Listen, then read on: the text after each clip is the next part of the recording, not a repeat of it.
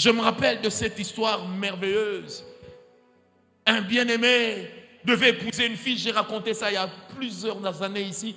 Un bien-aimé devait épouser une fille et puis il dit, Seigneur, montre-moi la fille, montre-moi la fille. Rema shaka yaba korobo sha. Et le Seigneur lui dit, il voit une petite histoire là-bas, comme un nid. Et il y a une vieille dame qui est en train de bêcher. Et il pose la question, bonjour madame, bonjour, je cherche Dorcas. La maman arrête un peu et dit, tu cherches qui? Dorcas. Alors la maman lui dit, tu vois cette maison-là, si tu entres seulement, tu vas trouver Dorcas. Et quand il voit, il commence à avancer, Rama, Shaka, Ishindabab, Irokobab, Ibarabashint. Quand il ouvre la porte, wow, Dorcas est là. Très belle de visage. Elle avait des beaux cheveux. Mais, elle bosse son nom. Ça veut dire que Dorcas a les jambes. Donc elle peut prendre le pied ici, elle met là. Elle peut prendre le pied ici, elle met là. Donc ses jambes ne fonctionnent pas. Il s'en va. Il dit non, j'ai mal entendu. Il part prier. Ramba Santa. Seigneur, parle-moi. C'est qui la femme de ma vie? Dieu lui dit. Shalom bien-aimé dans le Seigneur Jésus-Christ. Aujourd'hui, le prophète de Dieu Dr Francis Ngawala, président de la Fondation La Voix de la Puissance Divine Ngawala Ministry et responsable de l'église Parole de Foi à Kinshasa, nous raconte une histoire merveilleuse d'un homme qui voulait se marier. Il demanda à Dieu de lui montrer la femme, Dieu lui montra une jolie femme mais paralysée des pieds. L'homme épousa la fille, malgré le fait qu'elle ne pouvait pas marcher. Ils vécurent ensemble, partageant leur amour et leur foi. Chaque jour, l'homme portait sa femme dans ses bras, la soutenant avec tendresse et dévouement. Ils surmontèrent ensemble les défis de la vie, et leur amour grandit encore plus fort. Un jour, alors qu'ils étaient assis près d'un lac, la femme regarda l'eau et dit, « Mon cher mari, je t'aime profondément, mais je me demande pourquoi Dieu m'a créé ainsi, avec cette infirmité. » L'homme sourit et répondit, « Ma chère, Dieu a un plan pour chacun de nous. Peut-être que ta paralysie des pieds est une épreuve pour moi, pour que je puisse apprendre la vraie signification de l'amour et du sacrifice. Je t'aime tel que tu es, et je suis reconnaissant d'avoir été béni par ton amour. » Et ainsi, ils continuèrent leur vie ensemble, s'aimant et se soutenant mutuellement. Leur histoire devint une inspiration pour tous ceux qui les connaissaient, montrant que l'amour véritable va au-delà des apparences et des limitations physiques. Un jour alors que l'homme est au travail, Dieu visita la femme dans sa maison et un grand miracle s'est produit.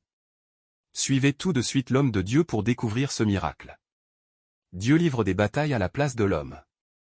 Abonnez-vous, aimez et partagez afin d'apporter l'évangile de Jésus-Christ aux nations car il y aura plus de joie dans le ciel pour un seul pécheur qui se repent. Que la bénédiction de Dieu soit votre partage dans le nom puissant de Jésus-Christ. Amen.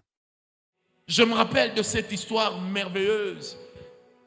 Un bien-aimé devait épouser une fille. J'ai raconté ça il y a plusieurs années ici. Un bien-aimé devait épouser une fille et puis il dit, Seigneur, montre-moi la fille, montre-moi la fille. Rema shaka yaba korobo sha. Et le Seigneur lui dit, je donne un exemple.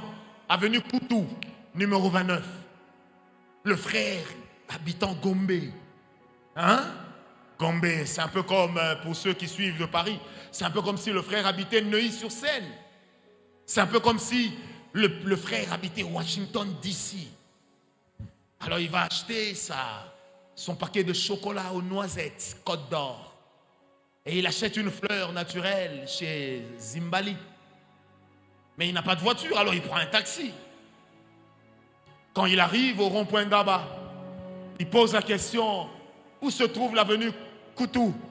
On lui dit, l'avenue Koutou, il y a même un arrêt qui s'appelle Koutou. Il prend un autre taxi, il descend au coin de l'avenue Koutou. Et puis il pose la question aux gens, le numéro 27 peut être où? On lui dit, avance. Il est en train d'avancer, il se rend compte qu'il y a des maisons. Des maisons, ensuite il y a des presque maisons. Ça veut dire qu'on passe des maisons en briques vers des maisons en bois. Après, on quitte des maisons en bois vers des maisons en tôle. Mais finalement, il a la foi que Seigneur, tu sais ce qui est bien pour moi. La Bible dit toutes choses concourent au bien de ceux qui aiment Dieu. Seigneur, toi, tu ne mens pas. Et s'il avait ma foi, il était en train de dire, Dieu ne m'a jamais. Mais sauf que il arrive à un endroit, il dit, finalement le numéro 27 c'est où? Un monsieur lui dit, numéro 27, oui, c'est là. Il voit des champs et des champs. Il dit, peut-être que c'est un champ qui cache le château. Il entre. Il voit une petite histoire là-bas, comme un nid. Et il y a une vieille dame qui est en train de bêcher. Et il pose la question. Bonjour madame, bonjour. Je cherche Dorcas. La maman arrête un peu et dit, tu cherches qui? Dorcas. Ici. Oui. Ma Dorcas à moi. Le frère, si sa maman est comme ça, donc c'est que l'avenir de l'enfant n'est pas rose. Il reste calme.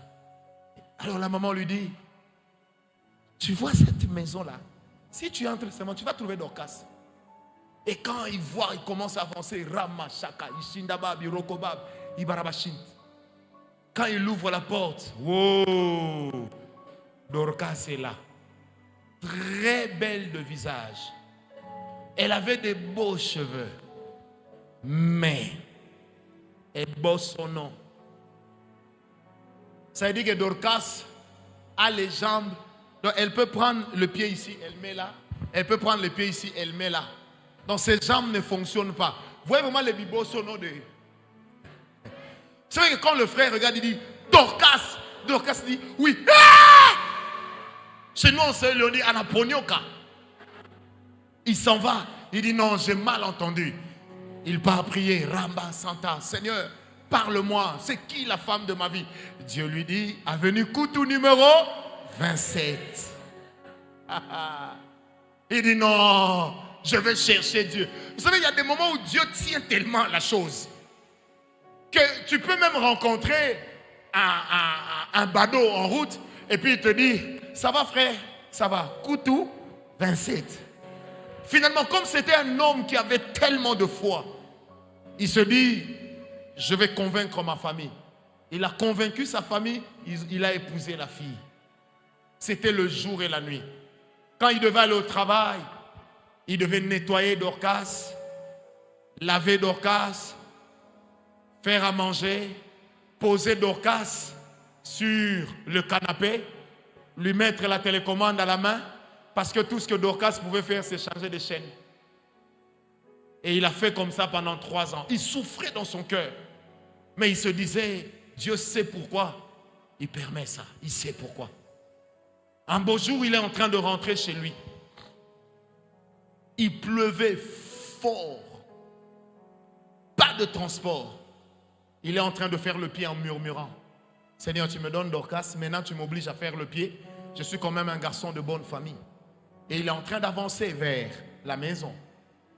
Quand il entre chez lui, il trouve un monde fou devant sa porte. Il dit, mais qu'est-ce que vous faites ici? On lui dit, vous êtes le mari de Dorcas? Il dit oui. Tout de suite, il a peur. Dorcas est morte. Et puis il dit, où est Dorcas? On lui dit, elle est là. Vous savez, il vient, il dit, ma chérie. Il l'embrasse, il commence à parler, Il dit, mais tous ces gens sont là, pourquoi? Qu'est-ce qui s'est passé? Tous les voisins connaissaient Dorcas. En fait, pendant qu'ils étaient en train de parler, Dorcas lui dit, j'étais assis devant la télévision avec la télécommande.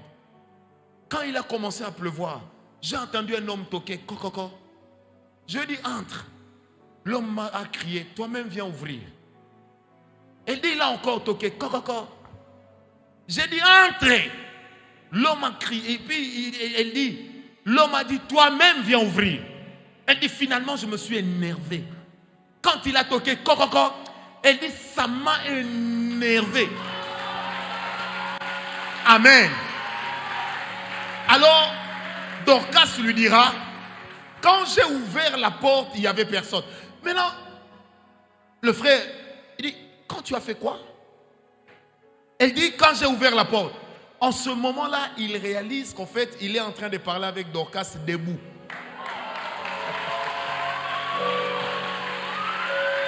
Donc, il parle avec Dorcas debout.